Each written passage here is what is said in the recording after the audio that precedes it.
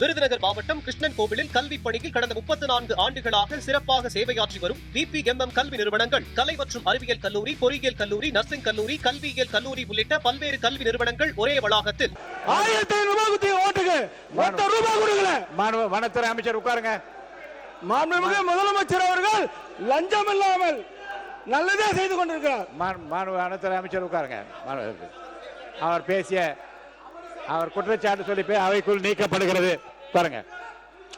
சொல்லியாச்சு. உட்காருங்க உட்காருங்க உட்காருங்க உட்காருங்க.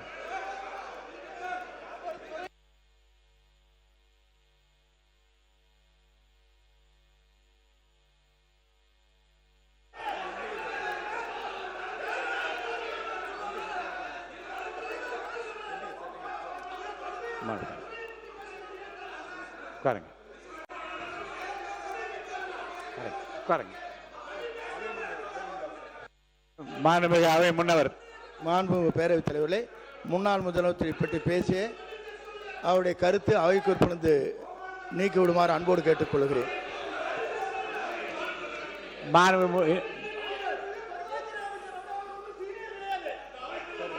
உட்காருங்க உட்காருங்க உட்காருங்க.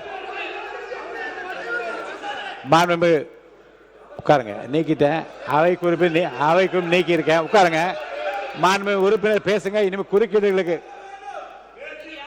சம்பந்தப்பட்ட உட்காருங்க சொல்லிடுறேன். உட்காருங்க உட்காருங்க உட்காருங்க உட்காருங்க உட்காருங்க. எதிர்கட்சி கொறடா ஒன்று உட்காருங்க. நீங்க சொல்லிடுங்க. உட்கார சொல்லுங்க. உறுப்பினர் பேசுங்க. இனி உறுப்பினர் பேசுகிற போது குறுக்கீடுகளை தவிர்த்து அவர் பேசி முடிந்த பிறகு விளக்கங்களை பெறலாம். உறுப்பினர் மட்டும் பேசுங்க. உட்கார சொல்லிட்டேன். நான் தான் விளக்கம் சொல்லிட்டேன். உட்காருங்க. இதை பத்தி விளக்கம் சொல்லிட்டேன். உட்காருங்க. நான் சொல்லிட்டேன்ல, அதே விளக்கத்தை நான் சொல்லிட்டேன். உறுப்பினர் பேசி முடித்த பிறகு சம்பந்தப்பட்ட துறை சார்ந்த அமைச்சர்கள் பதில் சொல்லலாம். அது வரைக்கும் குறுக்கீடு இல்லாமல் உறுப்பினர் பேசும்படி கேட்டுக்கொள்கிறேன்.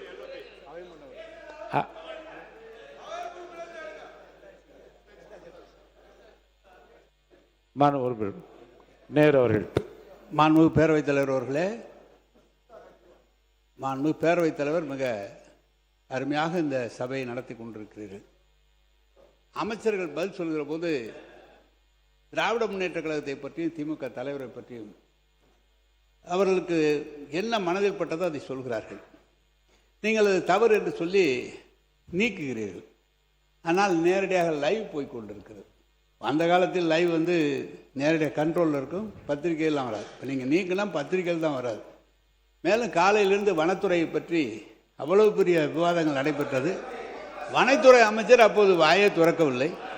சம்பந்தமே இல்லாமல் பெரிய இருக்கிற எங்களை விட சீனியர் செங்கோட்டையன் எனக்கு முன்னால் சட்டமன்றத்துக்கு வந்தவர். அவருடைய துறையிலே அவர் தலைவருடைய பெயரை சொல்லி இப்படியெல்லாம் பேசுவது என்ன நியாயம்? அப்படி பேசுகிற போது மீண்டும் இவர்களும் பேசினால் நீங்கள் சபையை எப்படி நடத்த முடியும் என்பதை கேட்டு.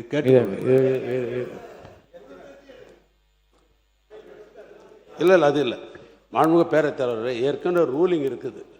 இது மாதிரி பல முறைகள் அமைச்சர்கள் பெயரை, முதலமைச்சர் பெயரை சொல்வதன் அடிப்படையில் அம்மையார் காலத்திலிருந்து 2 பக்கம் பல பிரச்சனைகள் வந்த பிற்பாடு ஒரு முடிவெடுத்தார்கள் பேரவைத் தலைவர். அதாவது இன்றைய முதலமைச்சர், மாண்புமிகு முதலமைச்சர், ஏற்கனவே முன்னாள் முதலமைச்சர் என்று தான் சட்டமன்றத்தில் குறிப்பிடவும் பெயரை சொல்லக்கூடாது என்று ஏற்கனவே ரூலிங் இருக்கிறதுங்க.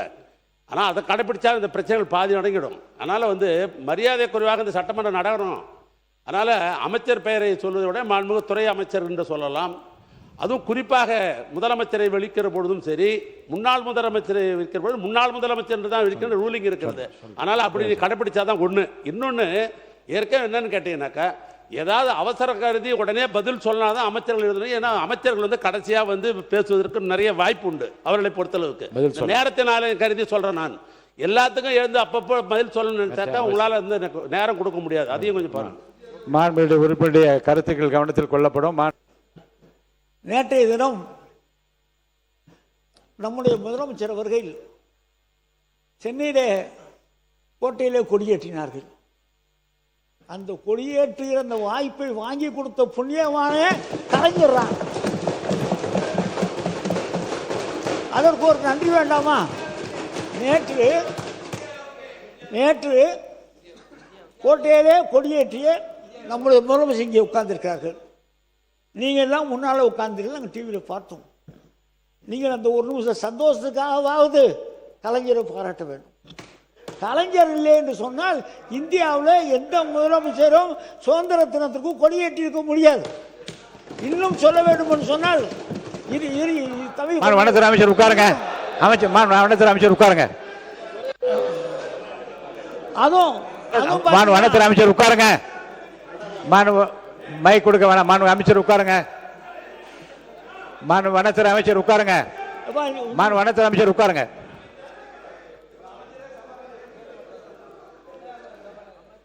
உறுப்பினர்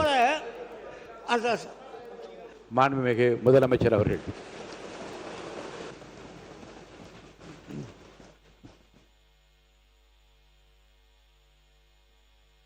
முதல்ல உங்கள் தலைவரோட பேரை மென்ஷன் பண்ணி பேசுனது தவறு தான். அவர் சார்பாக நான் சாரி கேட்டேன்.